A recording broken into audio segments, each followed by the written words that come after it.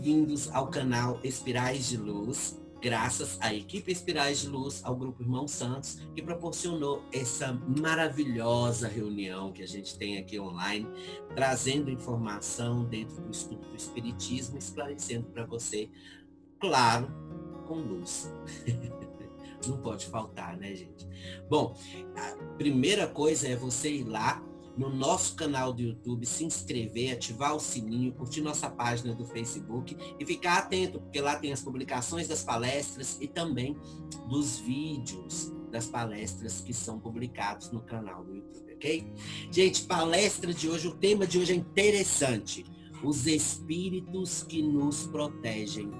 Vários questionamentos. Será que meu protetor é fulano, meu protetor é Beltrano? Será que é Roberto Carlos, depois da desencarnação, ele vai virar meu guia espiritual? Ou será que já é, por exemplo, Hebe Camargo, né? Porque tem gente que tem mania de grandeza, mas a gente não sabe quem é quem depois da desencarnação. Vamos descobrir essa história, porque é assim que a gente sabe qual é a verdade por trás de tudo, né?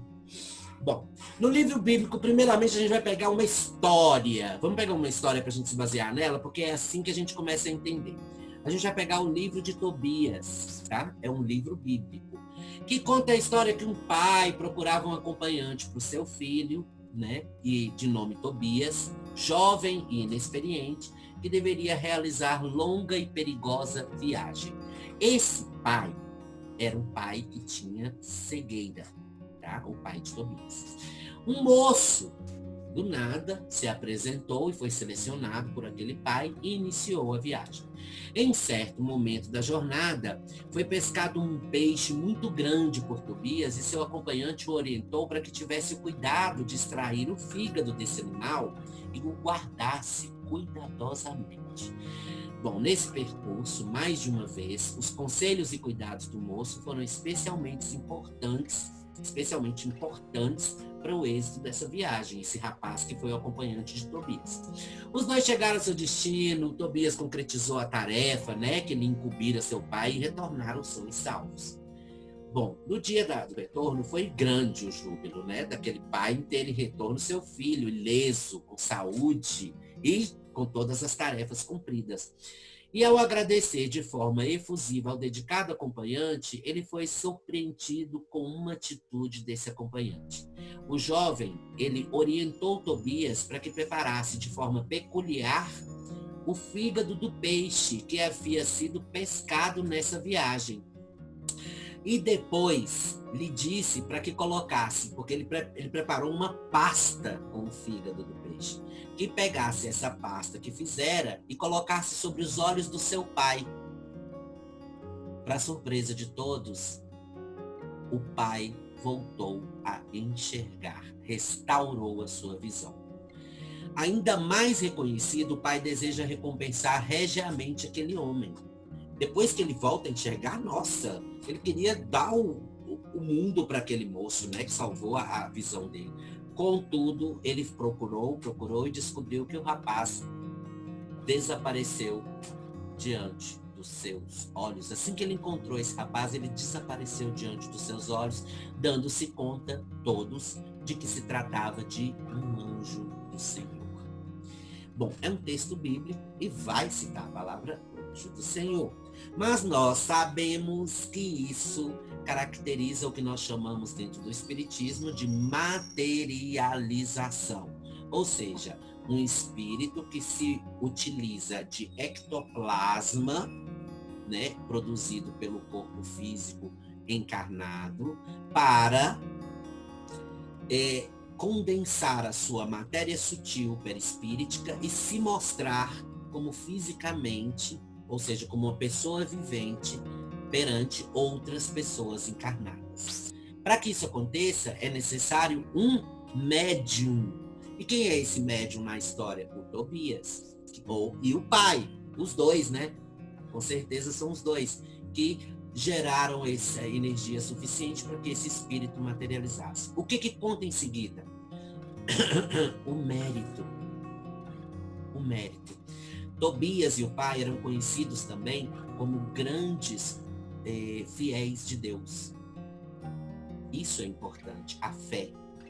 Quando fala que a fé move montanha, é por isso.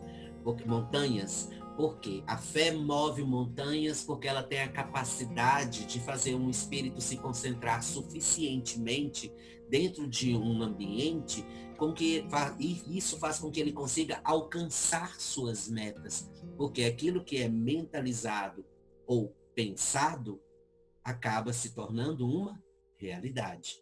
Esse relato nos diz a dimensão do atendimento espiritual para o pai de Tobias. Um mensageiro celeste se faz visível e cuida com desvelo de uma família. Ele acompanhou o filho na longa viagem, auxiliou a cumprir a missão de que lhe incumbiria o pai, orientou e, ademais, no preparo da medicação que proporcionou a cura da cegueira do patriarca da família. São muitas bênçãos dispensadas, assim também é na nossa vida, embora com maior sutileza. A gente tem que levar em consideração que essa sutileza, ela está proporcional à nossa intenção e ao nosso momento, à nossa vida pessoal, às nossas escolhas, o que nós fazemos de bom, o que nós fazemos de ruim. É a tal da balança, né? Você coloca no balança aquilo que você está fazendo de melhor, de ruim, e tenta melhorar para que o ruim abaixe, o melhor aumente. Então, assim também é na nossa vida. Todos os dias, através de intuições, de ideias felizes, nos chegam orientações de procedimentos a serem adotados em situações específicas. Quando a gente está indeciso, é porque tem tantas possibilidades, porque a gente abriu muito a mente. Mas quando a gente concentra demais naquilo, a gente acaba sabendo a verdade o tempo todo, aí cabe a você. Eu quero aceitar essa verdade e fazer isso, ou eu quero me iludir? Porque quase sempre levamos à conta as nossas próprias ideias, sem agradecermos aos mensageiros de Deus por isso. Por quê? Porque nós acreditamos que não existe alguém que veio nos orientar. E sim, sua ideia é minha, eu sou fantástico, eu sou o melhor de todos. Não é assim que funciona. Vezes incontáveis somos salvos de perigos iminentes, desviados de situações embaraçosas por esses abnegados seres espirituais, que nos velam amando do nosso Pai. Eles se mostram sempre atentos, desincumbindo-se de forma especial de suas missões. Se prestarmos atenção, poderemos lhes perceber as presenças amigas inúmeras vezes, socorrendo-nos, auxiliando-nos. Busquemos, gente, a busca por seguir essas vozes internas para sermos mais felizes e exitosos em todos os nossos empreendimentos. É fácil identificar, porque toda escolha errada, ela te causa um calafrio na barriga, sabe? Você sente aquela sensação, uma tremedeira por dentro do corpo, uma coisa ruim, falando assim, isso não está certo, eu tenho que pensar um pouco mais. Então, nessa hora, o que você faz? É o que a gente sempre orienta no grupo Espirais de Luz. Se você está em dúvida e não está conseguindo exercer a prática do amor incondicional com você mesmo, você para, respira e faz uma prece. É a hora que você faz a interligação. Você conecta com o seu Criador. A prece gera uma energia que sai daqui e vai direto lá para o espaço, se conectar com o fluido vital do planeta Terra. Se você está se conectando com esse fluido vital, você está se conectando com Deus. Olha que legal. E aí é a hora que você recebe a mensagem do correto a fazer, mesmo que tenha pesos e medidas contraditórios à sua intenção. Mas você vai tomar uma atitude correta, não uma atitude egoísta, que só te dá vantagens. E você só aprende a identificar isso vivenciando, deixando fluir essa positividade em seu espírito. Chamados de anjos da guarda ou guias espirituais, os espíritos protetores são seres superiores que afastam você e sua família do que pode prejudicá-los. Quando falam seres superiores, não é porque é um ser não é o espírito mais evoluído que está te defendendo, que está te protegendo, não é. Eu quero que todo mundo entenda, porque isso daí já foi até motivo de humor, né, daquele canal Espiritismo com Humor, onde mostra o cara chegando lá e falando assim, eu sou espírita e eu tô esperando o meu mentor espiritual. Aí o outro fala, como é que você acha que ele é? Meu mentor espiritual é uma pessoa culta, inteligente, uma pessoa assim, super maravilhosa e tal, não sei o quê. Aí chega uma senhora super simples e fala, oi, fulano, tudo bem? Ele tudo.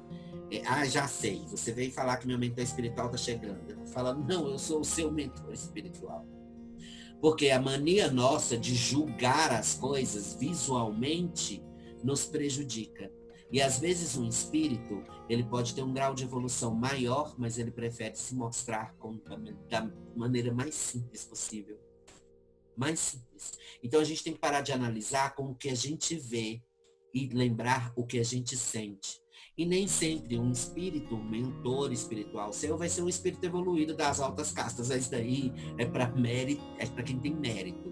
Quem não tem mérito como nós, vamos ter os coleguinhas espirituais, que são seres humanos desencarnados, como todos nós, que estão a caminho da evolução e, para isso, exercem um trabalho voluntário de acompanhar uma encarnação durante toda uma vida, proporcionando a essa vida ideias, conselhos, caminhos, soluções, amor, que é o que mais precisamos nesse momento, né?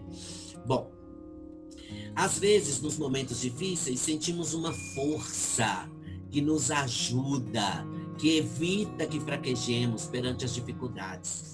Muitas religiões atribuem essa influência aos espíritos protetores. No cristianismo, eles são chamados de anjos da guarda. Já no espiritismo, ganham o nome de mentores espirituais. É interessantíssimo falar sobre isso. Por quê?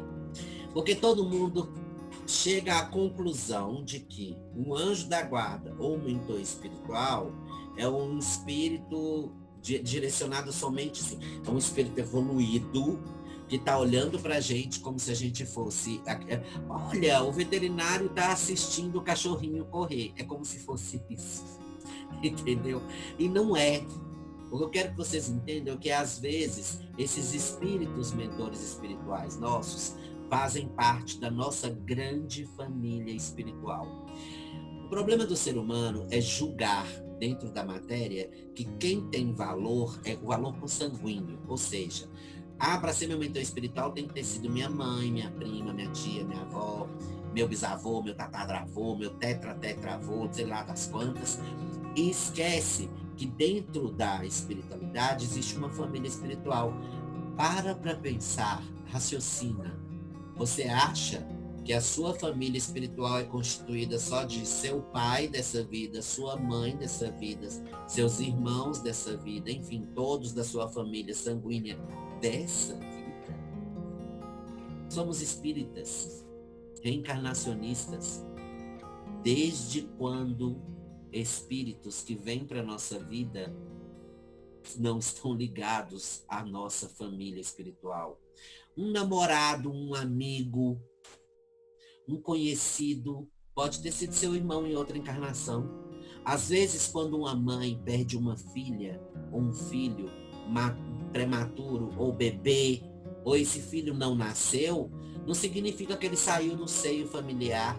Lamentar isso uma vida inteira é prejudicar o trabalho desse espírito na evolução. Você tem que estar feliz por ter dado a oportunidade a esse espírito de poder vir até onde ele foi. Você não sabe a necessidade desse espírito. Então, uma mãe vai chorar um aborto ou uma perda de um filho precoce? Vai, mas ela não pode alimentar isso para o resto da vida.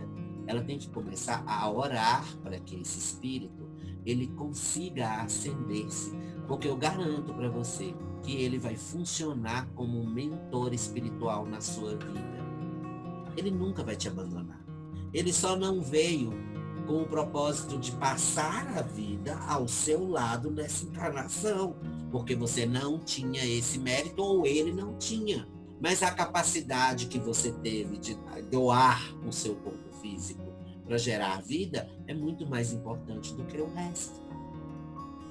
Então é nessa hora que você cai a ficha. Peraí, então não existe um anjo da guarda. Existem espíritos mentores espirituais. Mentores espirituais. Eles são aqueles que estão ali do lado, falando assim: fulano, não xinga. Fulano, para de sofrer.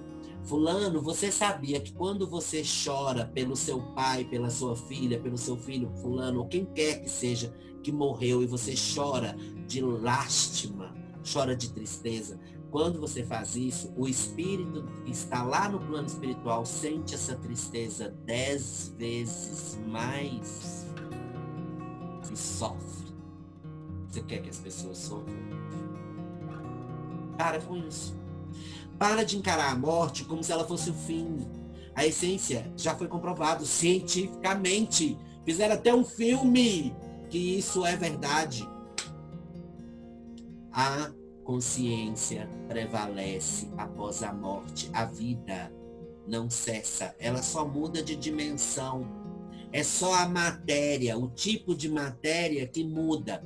Aqui a matéria é densa, condensada, ela é falível, ela não é eterna, entendeu? A matéria do outro lado é sutil. O perispírito é formado de uma matéria sutil, de fluido. E isso é eterno. Isso não se dissolve. Nessa dimensão, somente evolui. Enquanto a nossa está evoluindo a matéria, mas é necessário morrer para nascer, na espiritualidade, é necessário você nascer para morrer e voltar para lá. Que eu garanto para você que é bem melhor você ir para a espiritualidade e não ter conta de luz para pagar, não ter conta de água para pagar, não ter que preocupar com despesa, mas sim preocupar com a funcionalidade do universo, com a funcionalidade da vida em si, sabe? Em você trabalhar para a evolução orgânica de um planeta. É você acompanhar a evolução de uma raça, de uma criatura, de espécies diferentes. É você começar a entender que aquele ser raciocina, aquele não, aquele tem a capacidade do livre-arbítrio, aquele não. Mas isso tudo não é sozinho que nós fazemos. É tanto que é comprovado através da espiritualidade a palavra interdependência. Porque você vem para cá acompanhado de um mentor espiritual. Lógico que aquele mentor espiritual não está com você 24 horas por dia colado como se fosse uma casca de tartaruga, né, gente? Não é assim. Ele está ali, nos momentos que você vai precisar, ele vai te esclarecer. Ele vem, te monitora, olha, ele está fazendo isso, ele está indo bem, a adolescência dele está normal, ele está fazendo tudo que o adolescente faz, entendeu? Vamos deixar ele aprender, ele vivenciar, ele experimentar. E é para isso que a gente está aqui. Para experimentar. A mãe que chega na maturidade, olha para a filha do lado e fala assim, minha filha tá linda, cresceu. Ela sente uma realização tão grande que isso daí é quem faz com que a dor que ela tem da vida diminua. É isso. E não acontece só com a mãe, acontece com o pai. São setores diferentes, com intensidades energéticas praticamente iguais. E eles estão ali acompanhados pelos espíritos familiares e afins que querem o bem dele. Assim também, como ele vai estar acompanhado pelos irmãozinhos que também podem ser familiares, mas que estão a fim de outra situação. Então, NN situações, os que querem bem é que nos interessam nesse momento. Então, não importa a religião, são considerados seres superiores a nós só pelo fato de não estarem na carne e atingiram um nível mais elevado em sua evolução espiritual. E agora, eles estão ali, incondicionalmente, protegendo você e sua família. Normalmente, esses espíritos possuem uma relação de carinho com você. Eles enviam energias boas. Estão em um grau superior de equilíbrio. E, graças a isso, conseguem atuar como protetores e orientadores dentro das leis de Deus. Então não é qualquer um que vai chegar lá e ocupar o cargo de ser o mentor espiritual. O que acontece? Vou esclarecer uma coisa interessante que eu acho que todo mundo quer saber. Como é essa história de ser mentor espiritual? Então, eu vou e desencarno. Aí eu desencarnei, passei pelos meus processos orgânicos espirituais necessários, como passei 10 minutos no umbral, fui para um hospital, uma colônia para ser tratado, recuperei o meu perispírito, reestruturei a minha essência. Aí eu estou me sentindo melhor, aí eu vou lá na colônia para a escola. A escola espiritual, ela tem vários níveis. Então, o que a gente está fazendo aqui é um pré-estudo, é um preparo para quando a gente chegar no plano espiritual, a gente não ter que estudar Kardec de novo, que a gente já vai estar informado. Aí o que acontece lá? Acontece que você vai estudar Kardec de novo, você pode ter certeza disso. Você vai estudar Kardec de novo. Depois disso, você vai para um curso preparatório. Aí você vai escolher o que você quer fazer. Porque vai muito da intensidade, como diz minha amiga, daquele coração que está disposto a doar o melhor de si. Aí ele vai fazer um curso para aprender a ser mentor espiritual. Na hora que ele faz isso, ele eleva-se como espírito no patamar da evolução espiritual e fica acima de nós todos, porque ele começa a compreender que ele não pode nunca infligir o livre-arbítrio, gerar situações que atrapalhem na escolha daquele ser, ou seja, interferir como espírito, a não ser que haja a autorização de nosso Jesus Cristo ou de um encarregado elevado espiritual que vai receber essa mensagem de Jesus. E ele, principalmente, tem que ter afinidade por esse espírito. De uma certa forma, todos nós vamos aprender na espiritualidade que nós temos que amar o nosso próximo mais do que nós pensamos. É por isso que a prática começa aqui. Amar o teu próximo como a ti mesmo. Isso implica que você tem que amar o seu inimigo. Então, todo algoz vai ter uma vítima. E essa vítima sempre vai amá-lo. Por quê? Porque ele só é mal e só tem condições para praticar o mal na carne. Em estado de espírito, ele está aqui e a vítima está aqui em evolução. Então, ele não vai conseguir atingir essa vítima nunca.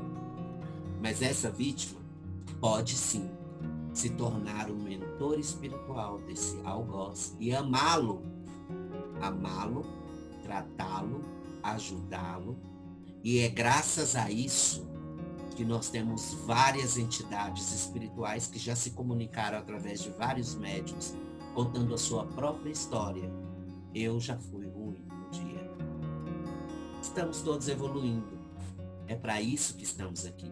E vamos contar com nossos mentores, através da conexão da prece, do amor que existe em nosso coração e na nossa essência, vibrando positividade sempre, e atraindo ele para pertinho da gente, porque é nessa hora que a gente vai ter proteção, capacidade, entendimento e principalmente vamos saber escolher o que é certo para todos nós. Então que esses espíritos que nos protegem estejam sempre ao nosso lado. Eu espero que todo mundo tenha entendido a mensagem. Eu acho que não tem que falar mais coisas a respeito. E a gente espera vocês aqui sempre no canal Espirais de Luz, aqui no YouTube. Não esquece de se inscrever e ativar o sininho. E curtir nossa página lá no Facebook, tá bom? Até a próxima. Muito obrigado e beijos de luz.